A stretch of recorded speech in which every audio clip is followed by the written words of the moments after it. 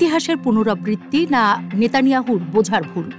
১৯৮০ সালে যখন সাদ্দাম হোসেন নেতৃত্বাধীন ইরাক বিপ্লব পরবর্তী ইরানকে ঘায়েল করতে আক্রমণ করেন, তখন সাদ্দাম হোসেন ধারণাও করতে পারেননি ইরানিরা সেই হামলাকে কিভাবে নেবে।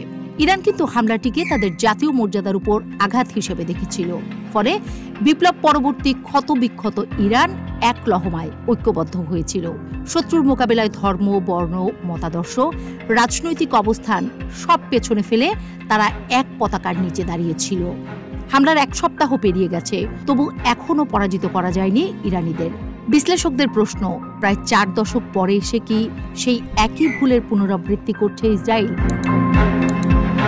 মিডল ইস্ট আইয়ের এক বিশ্লেষণে বলা হয়েছে, ইসরায়েলের সাম্প্রতিক হামলা, যেখানে শীর্ষ সামরিক কর্মকর্তাদের নিশানা করা হলো, রাষ্ট্রীয় টেলিভিশন স্টেশনেও আঘাত হানা হলো, তার লক্ষ্য ছিল স্পষ্ট: ইরানের ভেতরে ভাঙন ধরানো, সরকার বিরোধী ক্ষোভকে উস্কে তোলা।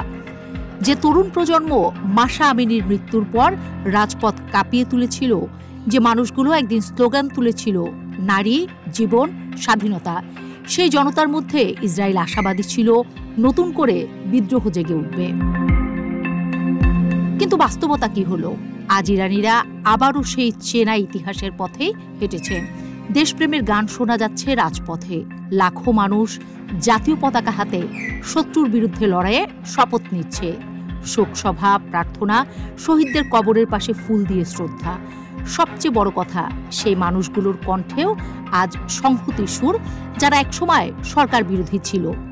কারণ শত্রুর হামলায় তাদের চোখে এখন সরকারের সীমাবদ্ধতা নয়, দেশের অস্তিত্বই মুখ্য হয়ে উঠেছে।